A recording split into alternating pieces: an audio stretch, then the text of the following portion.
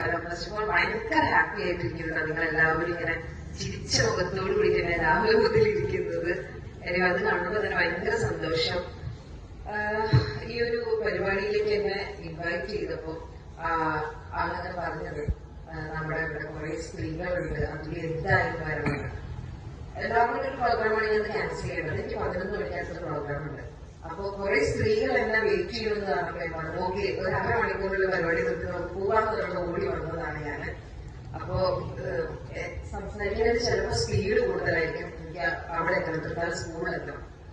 Okay, അപ്പോ എന്നെ സംബന്ധിച്ചോളം ഞാൻ എങ്ങനെയാണ് ഒരാൾക്ക് മോട്ടിവേഷൻ ആവണത് അല്ലെങ്കിൽ ഒരു റോൾ മോഡൽ ആവണമെന്ന് ചോദിച്ചിട്ടുണ്ടെങ്കിൽ എനിക്ക് അങ്ങനെ പറയാനൊരു റോൾ മോഡൽ ഇല്ല. എന്റെ ഒരു കരിയറിൽ ആര് റോൾ മോഡൽ ആക്കണമെന്ന് ചോദിക്കുന്ന സമയത്ത് എനിക്ക് അങ്ങനെ റോൾ മോഡൽ ഇല്ല.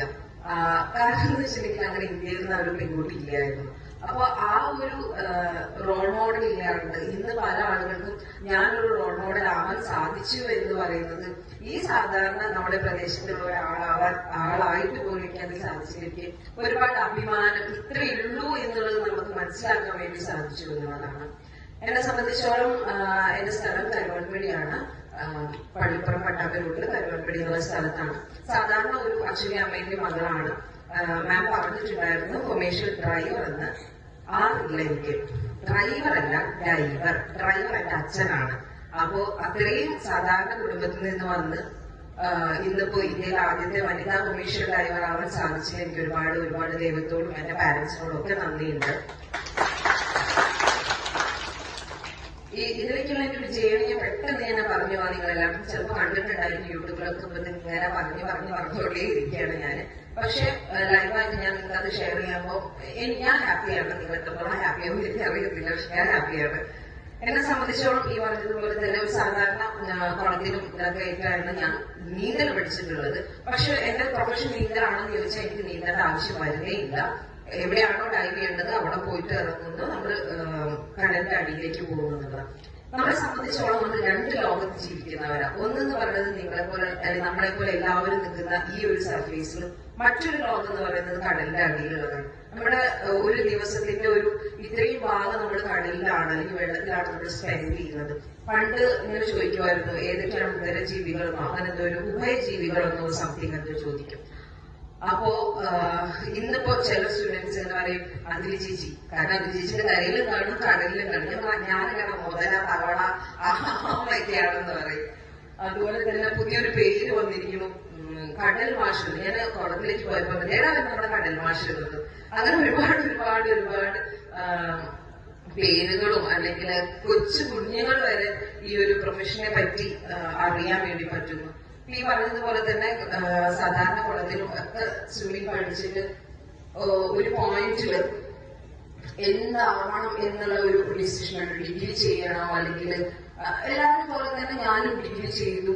അതിൽ ഞാൻ എന്റെ ജീവിതത്തിൽ ഫസ്റ്റ് എടുത്തൊരു തീരുമാനം, എന്റെ സ്വന്തമായിട്ട് ഞാൻ എടുത്തൊരു തീരുമാനം എന്ന് പറയുന്നത് സയൻസ് സബ്ജക്ട് വിട്ടിട്ട് ഞാൻ ഹ്യൂമാനിറ്റീസ് എടുത്തു എന്നുള്ളതാണ്.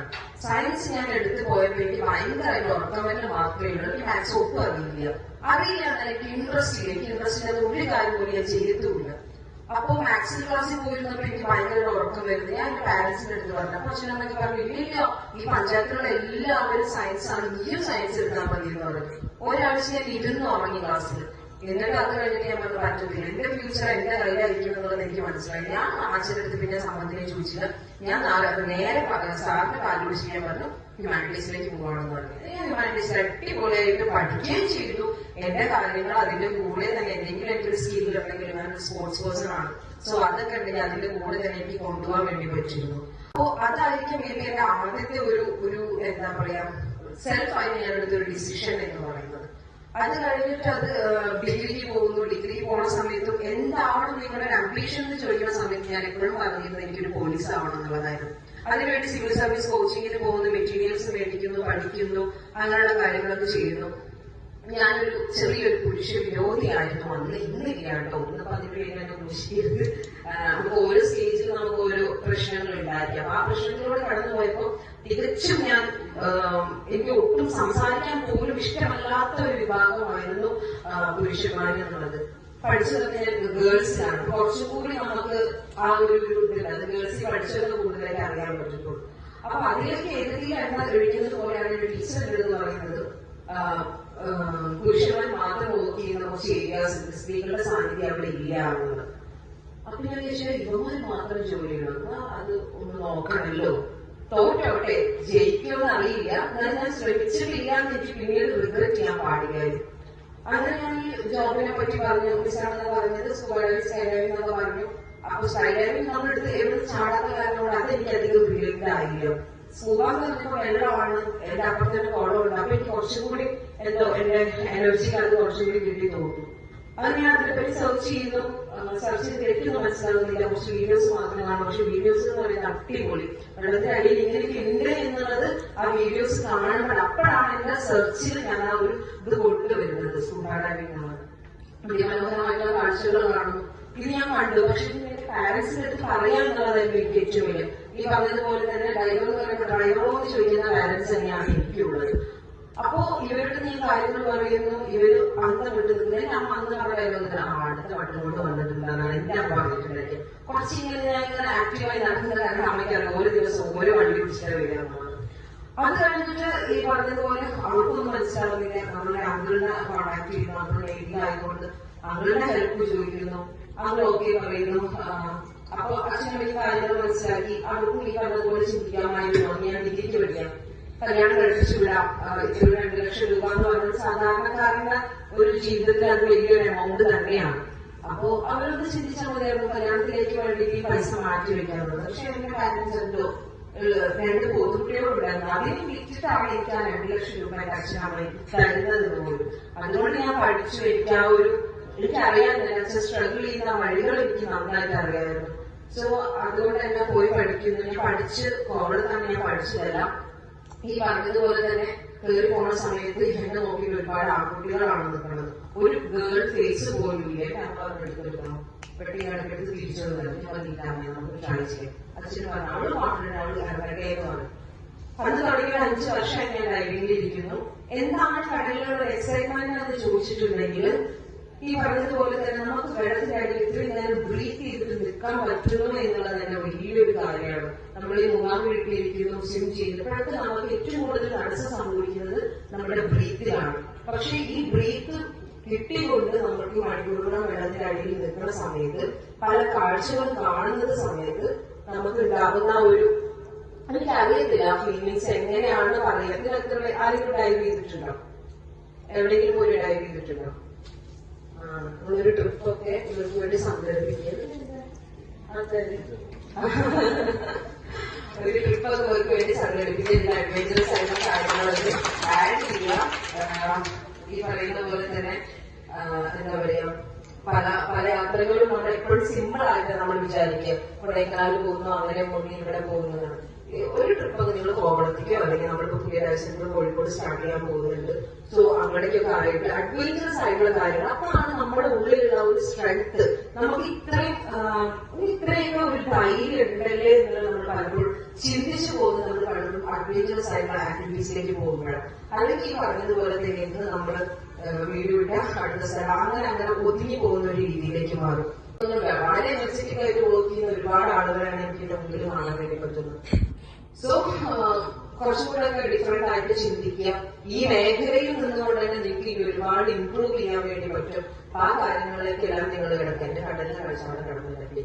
ഓക്കെ, എന്നിട്ട് ഈ പറഞ്ഞതുപോലെ തന്നെ എന്നെ സംബന്ധിച്ചോളം അല്ലെങ്കിൽ നമ്മളെ എനിക്ക് തോന്നുന്നു ഈ ഒരു ഏരിയ അല്ലെങ്കിൽ പാലക്കാട് സൈഡുകളിൽ ഏറ്റവും കൂടുതൽ അല്ലെങ്കിൽ ഇടുക്കിക്കാരായിക്കോട്ടെ വയനാട്ടുകാരെയൊക്കെ നമുക്കൊന്നും കടലില്ലാത്തത് കാരണം ഭയങ്കര എക്സൈറ്റ്മെന്റ് ആണ് നമുക്ക് ഈ കടലിനെ കുറിച്ചുള്ള കാഴ്ചകൾ കാണാനും എല്ലാത്തിനും. ഞാൻ എപ്പോഴും എന്റെ പ്രസംഗത്തിൽ പറയുന്നത് അല്ലെങ്കിൽ സംസാരിക്കുമ്പോൾ പറയുമ്പോൾ പോലും എന്താണ് അതിലേറെ എക്സൈറ്റഡ് ആകുന്നത്? സ്രാവൊക്കെയാണെന്ന് ചോദിച്ചപ്പോൾ ഒരിക്കലുമല്ല.